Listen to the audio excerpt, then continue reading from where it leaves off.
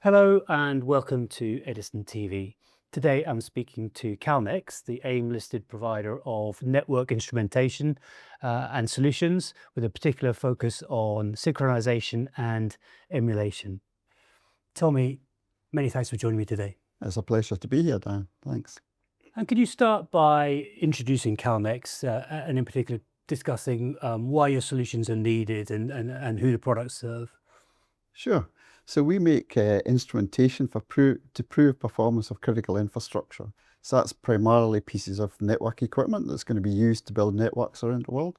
But it could also be applications, software that's going to run over the networks, or even monitoring networks that are already in place to ensure they're working. So fundamentally, in terms of that proving performance, it's primarily engineering teams that need, if you're building a new switch or piece of equipment, you need to prove it's going to work correctly. And it's going to work correctly under all conditions once it's deployed in the many topologies around the world.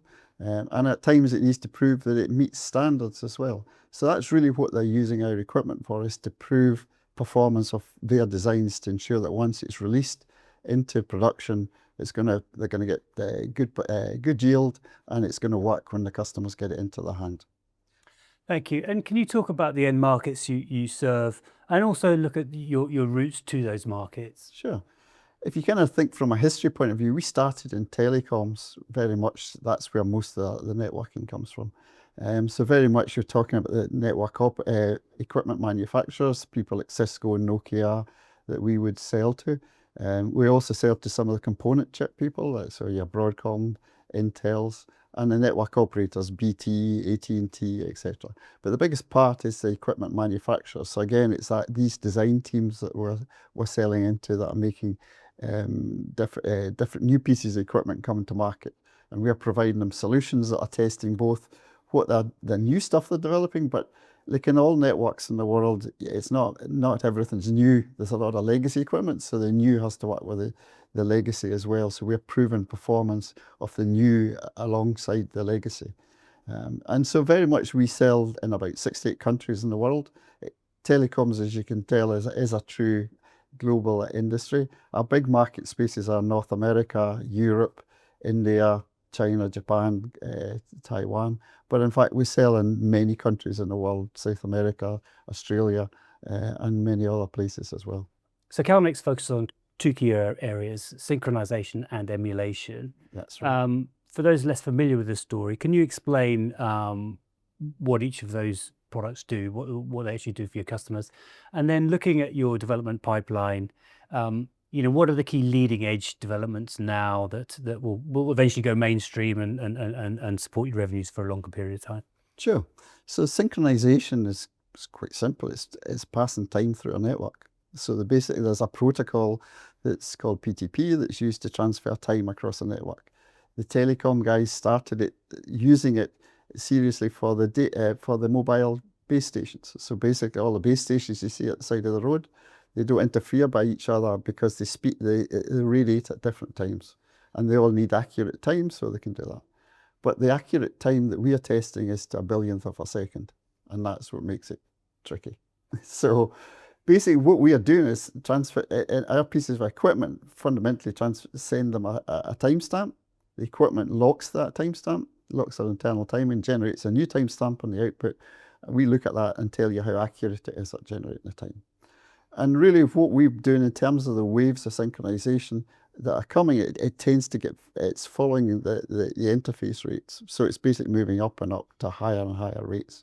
So in terms of where we're focused at the moment, there's a lot of work in the standards activities going on in terms of how to transfer time, different topologies. And we follow that all the time. In fact, we have one of our employees kind of leads the ITUT standards group that talks about these things.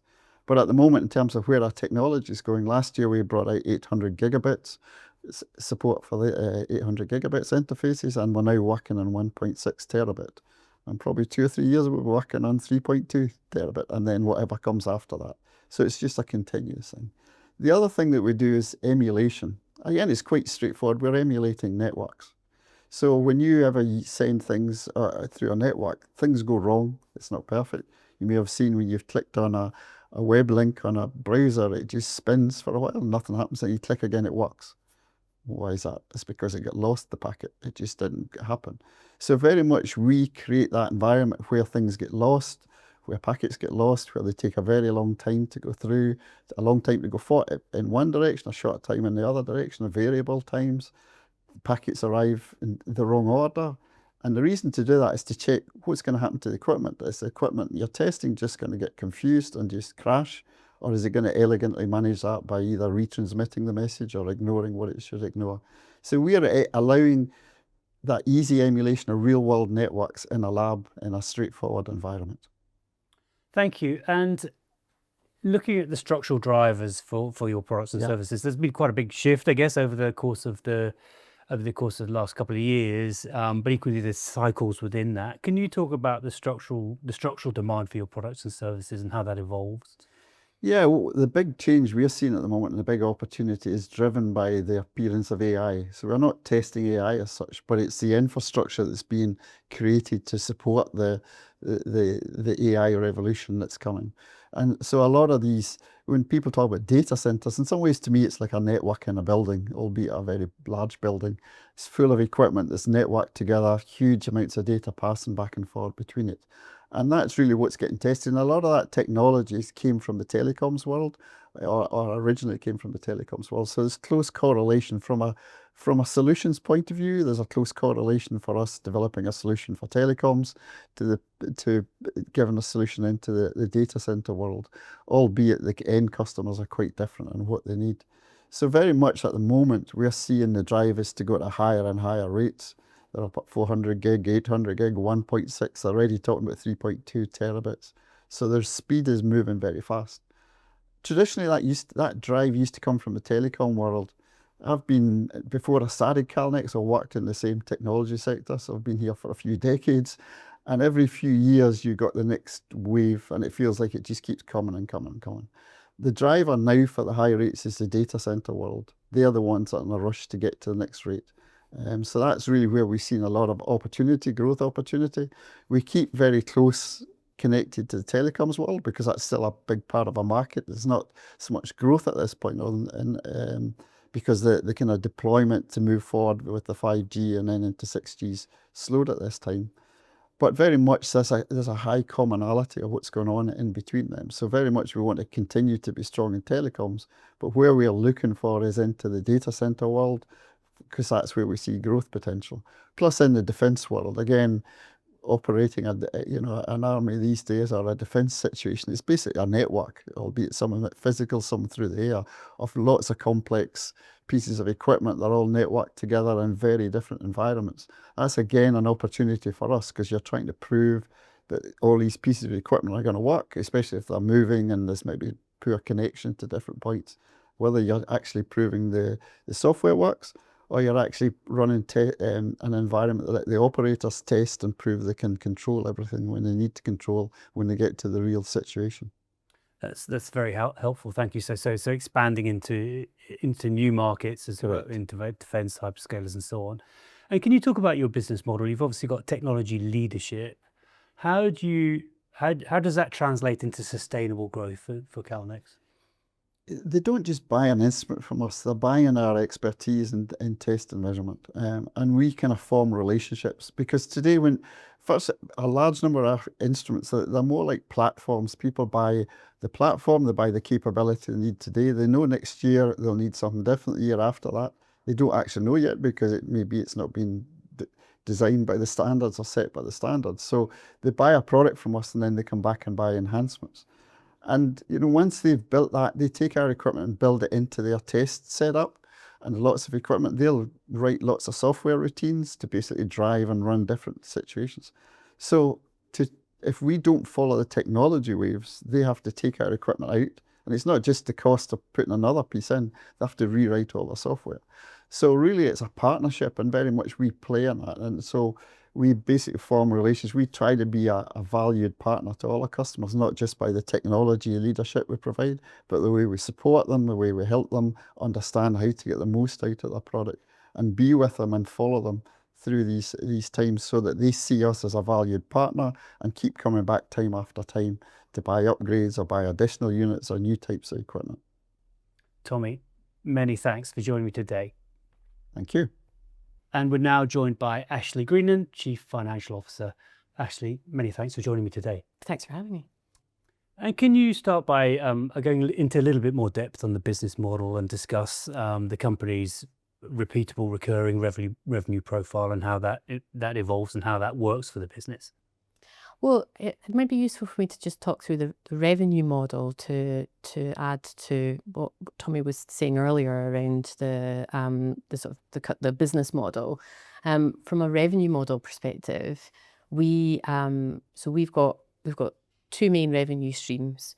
The majority of our revenue comes from what we call hardware and software revenue. So that's when a customer will buy one of our boxes with software options included, and that goes as that revenue is recognised when they purchase the hardware. We've also got software support and maintenance revenues as well. That revenue is recognised over the life of that contract that they take out. The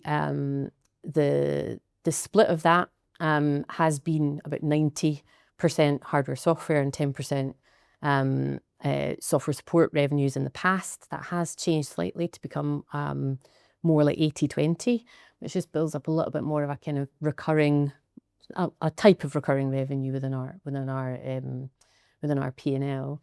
That revenue, that hardware and software revenue, isn't necessarily a recurring revenue, but we have a strong repeat revenue model. So our customers, particularly in the telecom space, if they're looking to buy our next generation of products that come out as part of our roadmap, they will often be on a sort of repeat model with us. So if they've bought a box with us before, they might want to just add software upgrades as we release them to add to the hardware that they've got. Or if they want to test something different within our R&D networks, they will buy another one of our boxes and add software options to that. So we've found that we've got a strong repeat revenue relationship with our customer base, which has helped us understand how our revenue growth will look like over the years.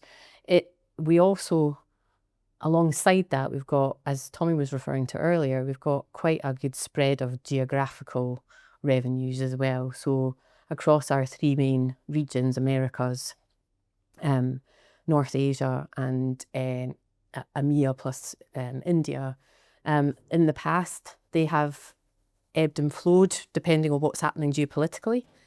Sometimes they can be 30-30-30 across the piece. In the last couple of years, we've seen more of a weighting towards Americas and EMEA, just because of the sort of geopolitical activities happening in North Asia and the US. But it just means that we can balance that risk out and build resilience within our revenue flows as well. We have seen quite a shift of our revenues away from telecoms into this cloud computing data center areas. So last year, in FY25, our revenues were split around 50%, that cloud computing and data centers customer base.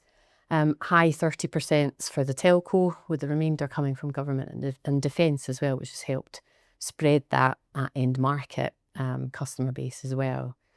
And we also have seen in the past that because we're low volume, high value business, our revenues tend to come from sort of 50% of our revenues have come from 10 to 15% of our or 10 to 15 customers that tend to come because of that repeat revenue nature have come and ordered every year for different things.